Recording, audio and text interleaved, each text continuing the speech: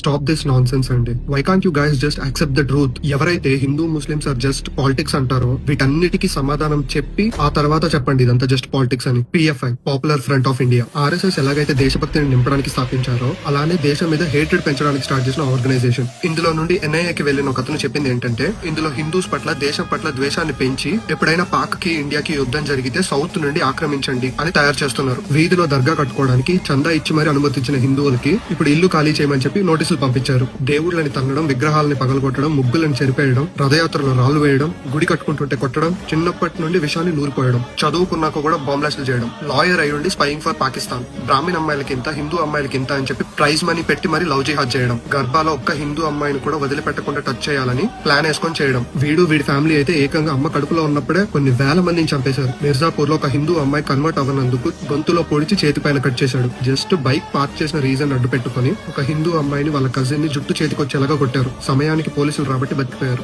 ఇవన్నీ just recent గా జరిగిన ఇన్సిడెంట్స్ అండ్ ఇందులో కొన్ని మంత్స్ ముందు జరిగిన ఇన్సిడెంట్స్ కూడా చెప్పట్లేదు అండ్ లైవ్ లో ఇచ్చిన వార్నింగ్స్ గురించి కూడా చెప్పట్లేదు, ఎందుకంటే మళ్ళీ పాలిటిక్స్ అంటారని. ఇంకా కొంచెం వెనక్కి వెళ్తే Kashmiri files, Bengal files, Kerala story, Razakars, ఇంకా వేలల్లో ఇన్సిడెంట్స్ ఉన్నాయి. వీటన్నిటికీ సమాధానం చెప్పి అప్పుడు చెప్పండి జస్ట్ పాలిటిక్స్ అని, or else accept the truth. ఎవడైతే ఈ గొడవలన్నీ పాలిటిక్స్ వల్లే అని చెప్తాడో వాడికి షేర్ చేయండి. వాడు వీటన్నిటికీ సమాధానం చెప్తేనే వాడి మాటలు నమ్మండి. జై హింద్, జై భారత్.